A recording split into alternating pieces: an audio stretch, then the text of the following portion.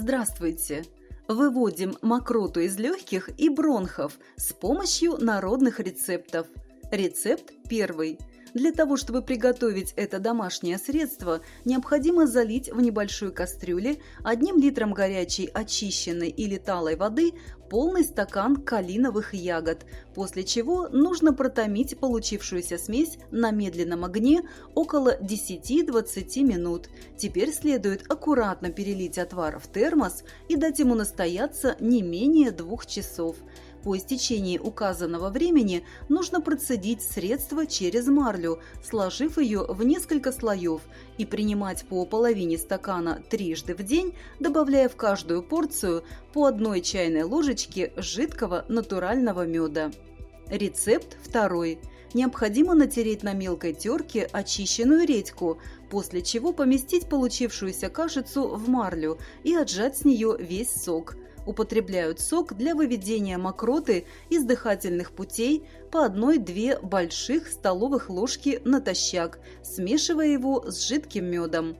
Для получения лучших результатов народная медицина рекомендует готовить каждую порцию непосредственно перед употреблением. Рецепт третий.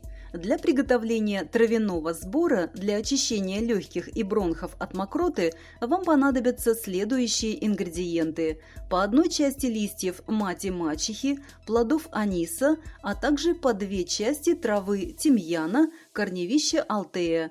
Кроме того, необходимо заготовить 5 частей корневища солодки обыкновенной.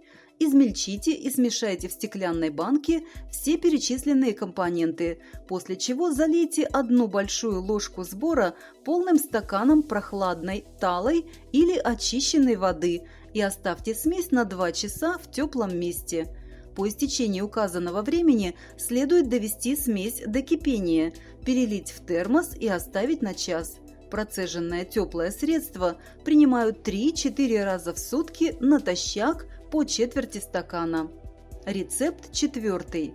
Также для очищения дыхательных путей от мокроты можно использовать травяной сбор, который несложно приготовить по следующему рецепту.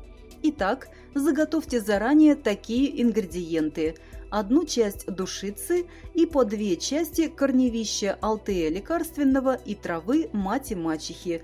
Кроме того, нужен мед 1-2 чайных ложечки и натертая на мелкой терке свежая лимонная цедра. Тщательно смешайте все травы до однородной массы, а затем залейте 1 большую столовую ложку получившегося сбора 2 полными стаканами воды. Доведите смесь до кипения на медленном огне, после чего перелейте ее в термос и подождите 2 часа. Готовый настой процедите через марлю и смешайте с медом и цедрой. Принимают средство по 100 грамм трижды в день за 20 минут до еды. Примерная продолжительность одного такого очищающего курса от 5 до 9 дней. Проявляйте заботу о себе и будете здоровы!